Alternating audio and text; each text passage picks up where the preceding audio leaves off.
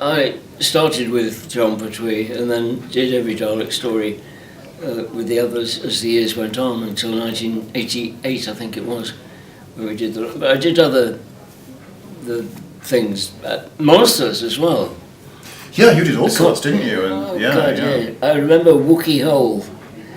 We were all in Wookiee Hole. Oh yes, now that was one called Revenge of the Cybermen, right? Was it? Yeah. And, you tell me. It was because. And we had these hideous masks with the white.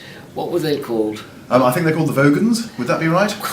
I'll tell you why I know. I'll tell you why I know this. Apart from the fact that I was a huge Doctor Who fan, when I used to watch you in Doctor Who, as a kid, I was a massive fan. But then more recently, as well as being a Dalek, one of the things I've done from time to time is that I worked on some of the Doctor Who DVDs that came out, of all those old episodes, and I wrote some of the documentaries and behind the scenes stuff. And also they have a thing on the DVDs where you can whistle up an information text that comes up all the way through, telling you anecdotes and things. I did about one of them. Yeah, and only because everybody else had died. But one of the ones I did was that particular episode, so I did all the information text for Revenge of the Cybermen, which was the one shot in Wookiee Hole. So I don't know how much of it I remember now, but when I was doing it a while ago, I could remember every single bit of fact. And Michael Bryant directed it. I remember that because his wife at the time came visiting, and we were in these hideous, ghastly masks. Came lunchtime on the first day. These makeup girls make such a meal of everything. Oh, we can't take your masks off. It'll take too long to. So Michael Bryant's wife happened to say, "Aren't you going to lunch?" Yeah. She said, "Well, the makeup girls won't take." She said, "What?" So she went to her husband because they took them off immediately. These lazy cows didn't want to bother putting them back on. A lot of the monster makeup nowadays is.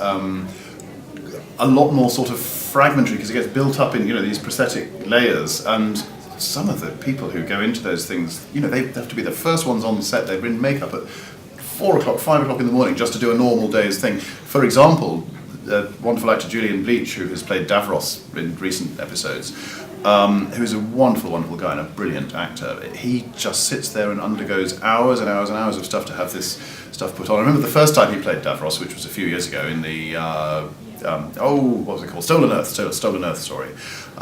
He went off into makeup for the first time and came out. And of course, he wasn't in his Davros chair and everything when he first appeared. He already had his tunic thing on, and the makeup, but otherwise he just had, a pair of jeans, and he just walked in and he had a cup of coffee with Davros's head on like that. And he just went, and everyone looked at him and went, wow. And he just said, I want you all to know that I'm nowhere near as pissed off as I look. Which is very good. But yeah, the hours and hours. And of course, no question of taking it off at lunchtime or anything like that, because it takes so long to put on. So he's in it all day long, and then, of course, has to stay behind for hours. And they stick a straw in a hole. What was our gel guard in? Oh, that was in the Three Doctors. That was in the. Because that was a bit. Yeah.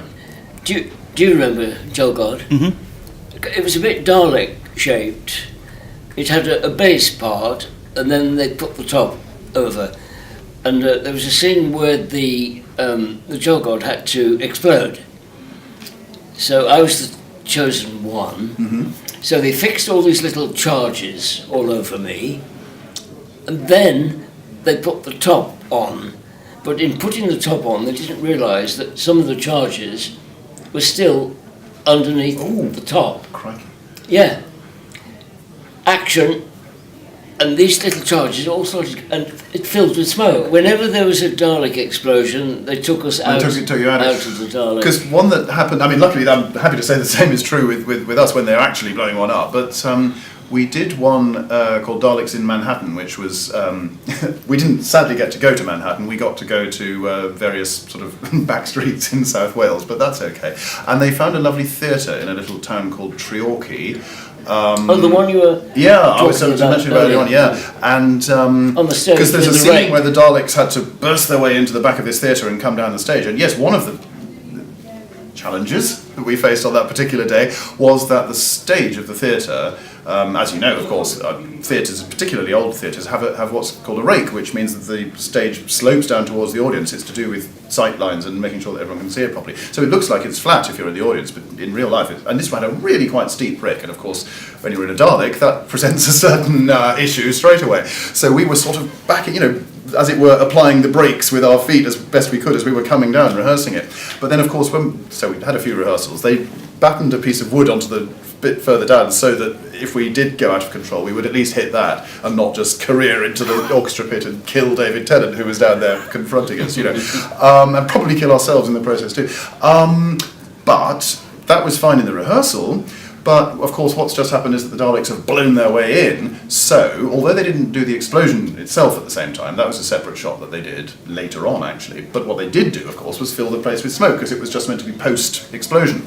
So, rehearse, all fine, back to your marks, and then the guy with the smoke gun came around, and smoke, and lots of smoke, and the director going, yeah, no, bit more smoke, and it just went right up inside our Daleks. And once it's in, and I was sitting in a box of smoke. I suddenly couldn't see at all. I just smoke.